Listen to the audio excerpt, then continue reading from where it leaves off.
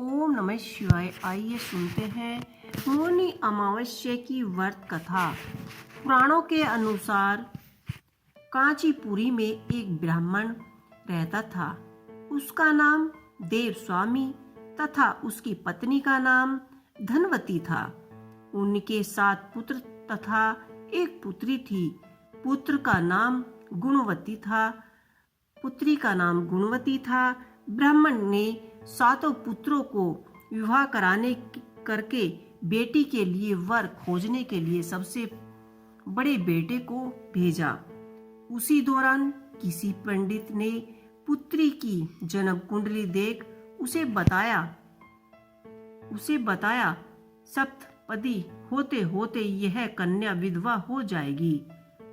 तब उस ब्राह्मण ने पंडित से पूछा, पुत्री के इस वैधव्य दोष का निवारण कैसे होगा?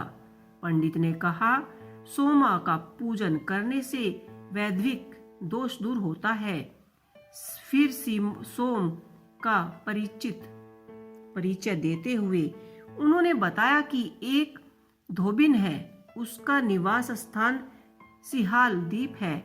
उसे जैसे तैसे प्रसन्न करो और गुणवती के विवाह से पूर्व उसे यहाँ बुला लो। तब देवस्वामी का सबसे छोटा लड़का बहन को अपने साथ लेकर सिहाल द्वीप जाने के लिए सागर तट पर चला गया। सागर पार करने की चिंता में दोनों एक वृक्ष की छाया में बैठ गए। उस पेड़ पर एक घोंसले में गिद्ध का परिवार रहता था। उस समय घोंसले में सिर्फ गिद्ध के बच्चे थे। गिद्ध के बच्चे भाई बहन के क्रियाकल्पों को देख रहे थे। संध्या काल के समय उन बच्चों को गिद्ध के बच्चों की माँ आई और उन्होंने भोजन नहीं किया। वह अपनी माँ से बोले, नीचे 2 प्राणी सुबह से भूखे प्यासे बैठे हैं। जब तक वे कुछ नहीं खाएंगे लेते तब तक हम भी कुछ नहीं खाएंगे। तब दया और ममता के विषीभूत गिद्ध माता उनके पास आई और बोली, मैंने आपकी इच्छाओं को जान लिया है। इस वन में जो भी फल फूल कंद मूल मिलेगा मैं ले आती हूँ। आप भोजन कर लीजिए। मैं प्रातःकाल आपको सागर पार करा कर सिहाल द्वीप की सीमा के पास पहुंचा दूंगी। और वे दोनों भाई बहन माता की सहायता से सोमा के यहाँ जा पहुँचे। वे निर्भीक प्रातः उठकर सोमा का घर झाड़ कर लीप देते थे। एक दिन सोमा ने अपनी बहुओं से पूछा, हमारे घर कौन बहारता है, कौन लीपता पोतता है? सबने कहा, हमारे सिवा और कौन बाहर से इस काम के लिए आएगा? किंतु सोमा को उनकी बात का पर विश्वास नहीं हुआ। एक दिन उसने रहस्य जानना चाहा। वह सारी रात जागती और सब कुछ प्रत्यक्ष देखकर जान गई कि सोमा का उन बहन भाइयों से विलाप हुआ। भाई ने सोमा को बहन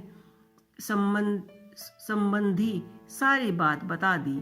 सोमा ने उनकी श्रम साधना तथा सेवा से प्रसन्न होकर उचित समय पर उनके घर पहुंचने का वचन देकर कन्या के वैधविक दोष निवारण का आश्वासन दिया। मगर भाई ने उससे अपने साथ चलने के लिए आग्रह किया। आग्रह करने पर सोमा उनके साथ चल दी।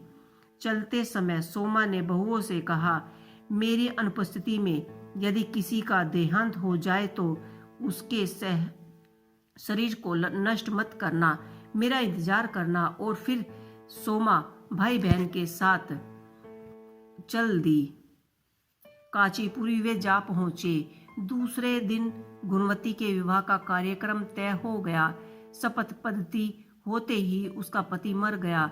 सोमा ने तुरंत अपने संचित पुण्यों का फल गुणवती को प्रदान कर दिया। तुरंत ही उसका पति जीवित हो उठा। सोमा उन्हें आशीर्वाद देकर अपने घर चली गई। उधर गुणवती को पुण्य फल प्राप्त देने से सोमा के पुत्र जामता तथा पति की मृत्यु हो गई।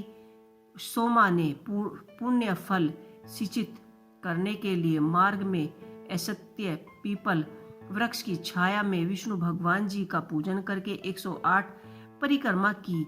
इसके पुण्य होने पर उसके परिवार में मृतक जान जीवित हो उठी। निष्काम भाव से सेवा का फल मधुर होता है। इस व्रत का यही लक्ष्य है। तो ये थी मौनी अमावस्या की संपूर्ण व्रत कथा। आपको ये व्रत कथा कैसी लगी मुझे कमेंट बॉक्स में लिख के अवश्य ही बताइएगा। ओम नमः शिवाय।